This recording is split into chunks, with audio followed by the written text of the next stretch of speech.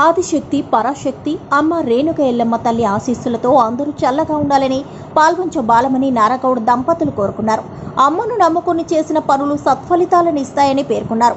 మండల కేంద్రం కొల్చారంలో శ్రీ రేణుక ఎల్లమ్మ తృతీయ వార్షికోత్సవం అనంతరం 24వ మంగళవారం నాడు శ్రీ రేణుక ఎల్లమ్మ ఆలయంలో పాల్వంచ బాలమణి నారగౌడ్ దంపతులచే శ్రీ రేణుక ఎల్లమ్మ ఆలయంలో అభిషేక అలంకరణ అర్చన కార్యక్రమం నిర్వహించగా చల్లూరు కృష్ణ శర్మ సాగరికల మంత్రోచ్చరణల మధ్య ఘనంగా జరిపారు.